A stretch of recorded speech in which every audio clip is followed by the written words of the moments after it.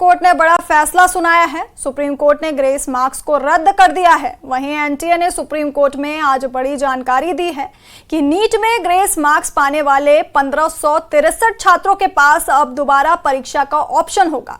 23 जून को परीक्षा करवाई जाएगी और 30 जून से पहले रिजल्ट घोषित किया जाएगा।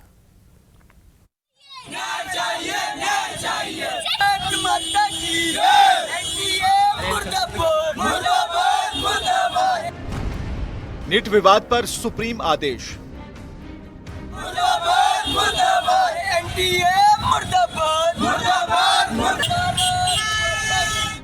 नीट पर भारी बवाल के बाद हो रही सुनवाई के दौरान सुप्रीम कोर्ट ने बड़ा फैसला सुनाया है। जिन 1563 छात्रों को ग्रेस मार्क मिला था, कोर्ट ने उसे रद्द कर दिया और एनटीए यानी नेशनल टेस्टिंग एजेंसी को फिर से एग्जाम लेने का आदेश जारी किया है। कोर्ट ने ये बोला कि ठीक है, जितने भी स्टूडेंट्स ने जिनको ग्रेस मार्क्स अवार्ड हुए हैं, ये सब दोबारा से अपीयर होंगे 23 जून को और इनका रिजल्ट 30 जून को डिक्लेयर किया जाएगा।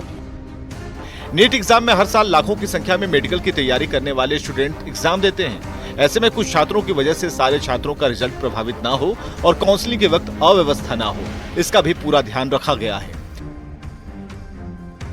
कोर्ट के आदेश के मुताबिक जिन छात्रों के ग्रेस मार्क को रद्द किया गया है, उनके पास अब दो विकल्प हैं। दोबारा एग्जाम में शामिल हो सकते हैं या फिर ग्रेस मार्क्स छोड़कर काउंसलिंग देना होगा।